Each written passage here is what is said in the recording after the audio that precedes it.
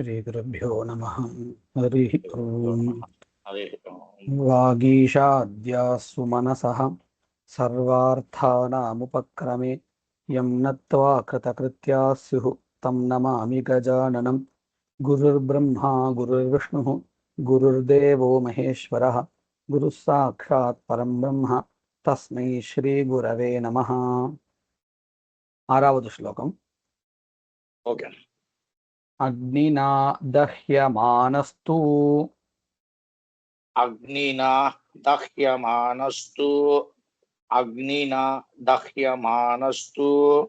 शत्रुमध्ये गतो रणे शत्रुमध्ये गधोरणे विषमे दुर्गमे चैव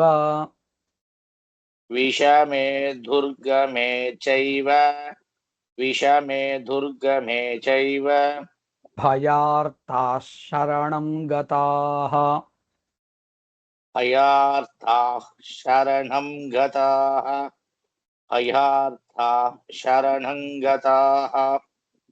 अग्निना दह्यमानस्तु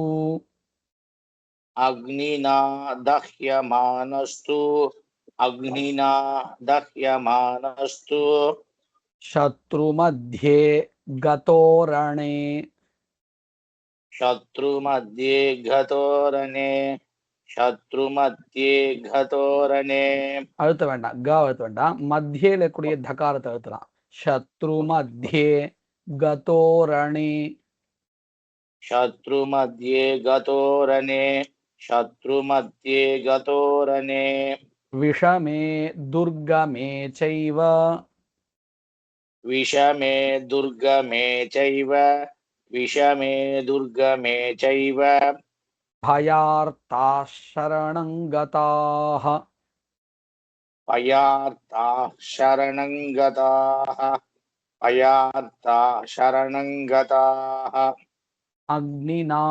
दह्यमानस्तु शत्रुमध्ये गतो रणे अग्निना दह्यमानस्तु शत्रुमध्ये गतोरणे अग्निना दह्यमानस्तु शत्रुमध्ये गतोरणे विषमे दुर्गमे चैव भयार्ताः शरणं गताः विषमे दुर्गमे चैव भयार्ता शरणं गताः विषमे दुर्गमे चैव भयार्ता शरणं गताः अग्निना दह्यमानस्तु शत्रुमध्ये गतो रणे अग्निना दह्यमानस्तु शत्रुमध्ये गतोरणे अग्निना दह्यमानस्तु शत्रुमध्ये गतोरणे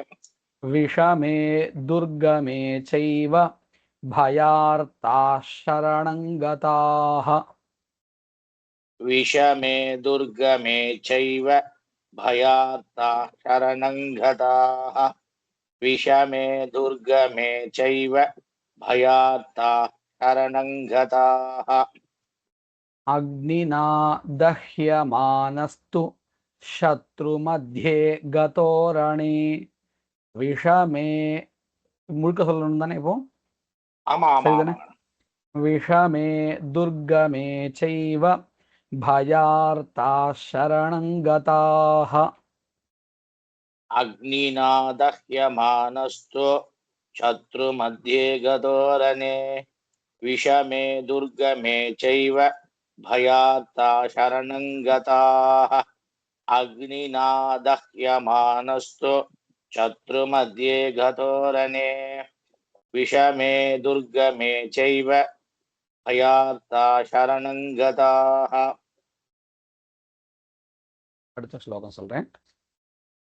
न तेषां जायते किंचित् न तेषां जायते किंचित् अशुभं रणसंकटे अशुभं रणसङ्कटे अशुभं रणसङ्कटे नापदं तस्य पश्यामि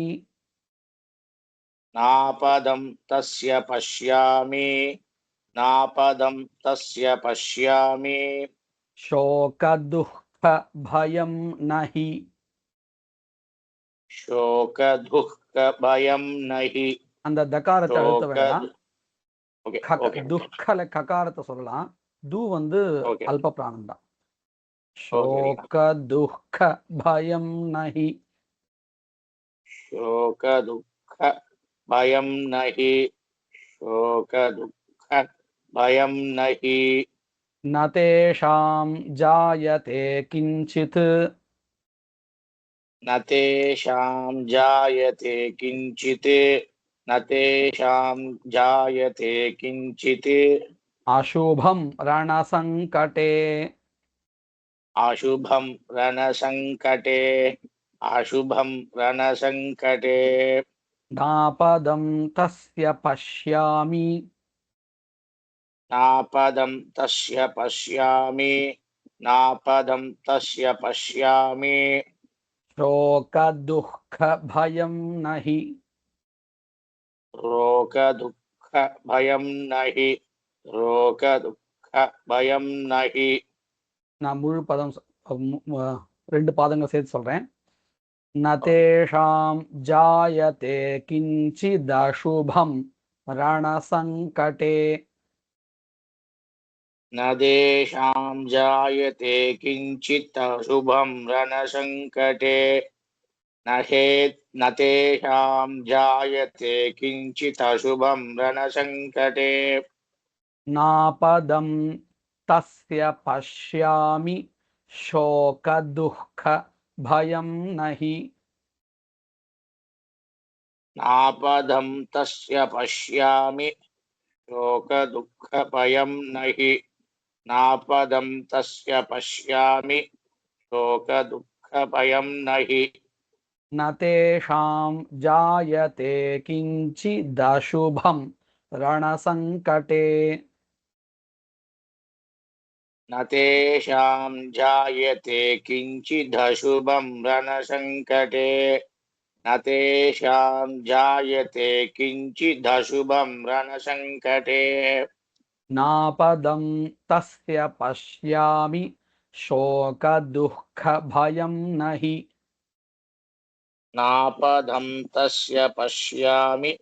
शोकदुःखभयं न हि नापदं तस्य पश्यामि शोकदुःखभयं न हि முழு ஸ்லோகம் சொல்றேன். न तेषां जायते किञ्चिदशुभं रणसङ्कटे नापदं तस्य पश्यामि शोकदुःखभयं न हि न तेषां जायते किञ्चित् अशुभं रणसङ्कटे नापदं तस्य पश्यामि शोकदुःखभयं न हि न तेषां जायते किञ्चित् अशुभं रणसङ्कटे नापदं तस्य पश्यन्ति पश्यामि नापदं माति ஆ नापदं तस्य पश्यामि ஆமாம் இங்க அர்த்தம் ஒன்றும் பஷ்யந்தின்னு மாறல. போட்டுருக்கேன் அதை மாத்தி சொல்லிட்டேன் புரிஞ்சுட்டேன் புரியுது. அர்த்தம் ஒன்றும் அதே மாதிரி தோஷம் இல்லை. சர்வ துக்க ஓகே ஓகேண்ணா சர்வ துக்க க்ஷயங்கரின்னு போட்டிருக்கு அது நான் நீங்க சொல்றது மாத்தி எழுதிட்டேன் இப்பதான் வேற ஒண்ணு ஓ சரி சரி ஓகே நாபதம் தஸ்ய பஷ்யாமி சோக துக்க பயம் நஹி न तेषां जायते किञ्चित् अशुभं रणसङ्कटे नापदं तस्य पश्यामि शोकदुःखभयं नहि यैस्तु भक्त्या स्मृता नूनं यैस्तु भक्त्या स्मृता नूनं यैस्तु भक्त्या स्मृता नूनं तेषां सिद्धिः प्रजायते तेषां सिद्धिः प्रजायते तेषां सिद्धिः प्रजायते प्रेतसंस्था तु चामुण्डा प्रेतसंस्था तु चामुण्डा प्रेतसंस्था तु चामुण्डा वाराही महिषासना वाराहि महिषासना वाराहि महिषासना यैस्तु भक्त्या स्मृता नूनम् यैस्तु भक्त्या स्मृता नूनम् यैस्तु भक्त्या स्मृता नूनम् तेषां सिद्धिः प्रजायते तेषां सिद्धिः प्रजायते तेषां सिद्धिः प्रजायते प्रेतसंस्था तु चामुण्डा प्रेतसंस्था तु चामुण्डा प्रेतसंस्था तु चामुण्डा वाराही महिषासना वाराहि महिषासना वाराहि महिषासना यैस्तु भक्त्या स्मृता नूनम् तेषां सिद्धिः प्रजायते यैस्तु भक्त्या स्मृता नूनम् तेषां सिद्धिः प्रजायते यैस्तु भक्त्या स्मृता नूनम् तेषां सिद्धिः प्रजायते प्रेतसंस्था तु चामुण्डा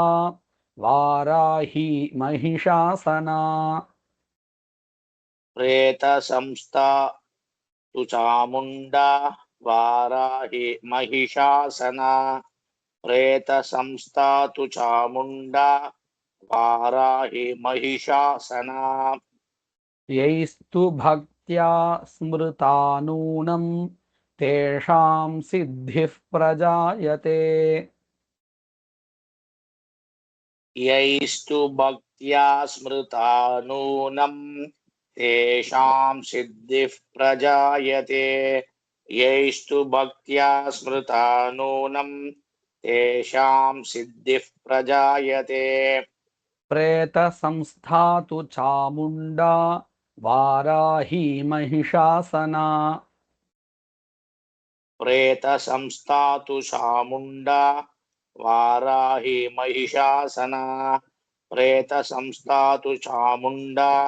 वाराहि महिषासना முழு ஸ்லோகம் சொல்றேன். यैस्तु भक्त्या स्मृता नूनम् तेषां सिद्धिः प्रजायते प्रेतसंस्था तु चामुण्डा वाराही महिषासना यैस्तु भक्त्या स्मृता नूनम् तेषां सिद्धिः प्रजायते प्रेतसंस्था तु चामुण्डा वाराहि महिषासने महिषासना यैस्तु महिषासना यैस्तु भक्त्या स्मृता नूनम् तेषां सिद्धिः प्रजायते प्रेतसंस्था तु चामुण्डा वाराहि महिषासना அடுத்த ஸ்லோகம் ऐन्द्री गजसमारूढा ऐन्द्री गजसमारूढा ऐन्द्री गजसमारूढा वैष्णवी गरुडासना वैष्णवी गरुडासना वैष्णवी गरुडासना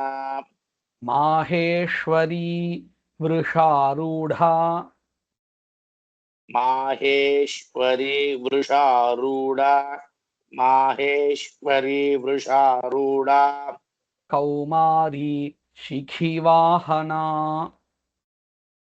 कौमारी शिखिवाहना कौमारी शिखिवाहना ऐन्द्री गजसमारूढा ऐन्द्री गजसमारूढा ऐन्द्री गजसमारूढा वैष्णवी गरुडासना वैष्णवी गरुडासना वैष्णवी गरुडासना माहेश्वरी वृषारूढा माहेश्वरीर्वृषारूढा माहेश्वरी वृषारूढा कौमारी शिखिवाहना कौमारी शिखिवाहना कौमारी शिखिवाहना ऐन्द्री गजसमारूढा वैष्णवी गरुडासना ऐन्द्री गजसमारूढा वैष्णवी गरुडासना ऐन्द्री गजसमारूढा वैष्णवी गरुडासना माहेश्वरी वृषारूढा कौमारी शिखिवाहना माहेश्वरी वृषारूढा कौमारी शिखिवाहना माहेश्वरी वृषारूढा कौमारी शिखिवाहना முழுக்க சொல்லணும் இல்லையா? ஆமா ஆமா ஐந்திரி கஜசமாரூடா வைஷ்ணவி கருடாசனா மாஹேஸ்வரி விருஷாரூடா கௌமாரி शिखिवाहना ऐन्द्री गजसमारूढा वैष्णवी गरुडासना माहेश्वरी वृषारूढा कौमारी शिखिवाहना ऐन्द्री गजसमारूढा वैष्णवी गरुडासना माहेश्वरी वृषारूढा कौमारी शिखिवाहना அடுத்தது ब्राह्मी हंस समारूढ़ा ब्राह्मी हंस समारूढ़ा ब्राह्मी हंस समारूढ़ा सर्वाभरण भूषिता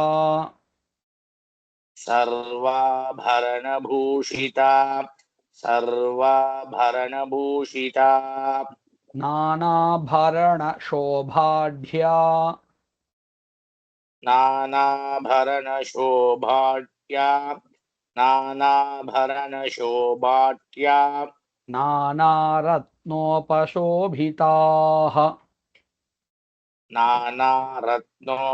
नानारत्नोपशोभिताः नानारत्नोपशोभिताः ब्राह्मी हंस समारूढ़ा ब्राह्मी हंस समारूढ़ा ब्राह्मी हंस समारूढ़ा सर्वाभरण भूषिता सर्वाभरण भूषिता सर्वाभरण भूषिता नानाभरण शोभाढ्या नानाभरण शोभाढ्या नानाभरण शोभाढ्या नानारत्नोपशोभिताः नानारत्नोपशोभिताः नानारत्नोपशोभिताः ब्राह्मी हंस समारूढ़ा सर्वाभरण भूषिता ब्राह्मी हंस समारूढ़ा सर्वाभरण भूषिता ब्राह्मी हंस समारूढ़ा सर्वाभरण भूषिता नानाभरण शोभाढ्या नानारत्नोपशोभिताः नानाभरण शोभाढ्या नानारत्नोपशोभिताः नानाभरण शोभाढ्या नानारत्नोपशोभिताः ब्राह्मी हंस समारूढ़ा सर्वाभरण भूषिता नानाभरण शोभाढ्या नानारत्नोपशोभिताः ब्राह्मी हंस समारूढ़ा सर्वाभरण भूषिता नानाभरण शोभाढ्या नानारत्नोपशोभिताः ब्राह्मी हंससमारूढा सर्वाभरणभूषिता नानाभरणशोभाढ्या नानारत्नोपशोभिताः. இந்த 5 ஸ்லோகங்களையும் நான் ஒரு தடவை சொல்றேன். அக்னினா தஹ்யமானஸ்து शत्रुमध्ये गतो रणे विषमे दुर्गमे चैव भयार्ताः शरणं गताः न तेषां जायते किञ्चिदशुभं रणसङ्कटे नापदं तस्य पश्यामि शोकदुःखभयं नहि यैस्तु भक्त्या स्मृता नूनं तेषां सिद्धिः प्रजायते प्रेतसंस्थातु चामुण्डा वाराही महिषासना ऐन्द्री गजसमारूढा वैष्णवी गरुडासना माहेश्वरी वृषारूढा कौमारी शिखिवाहना ब्राह्मी हंससमारूढा सर्वाभरणभूषिता नानाभरणशोभाढ्या नानारत्नोपशोभिताः.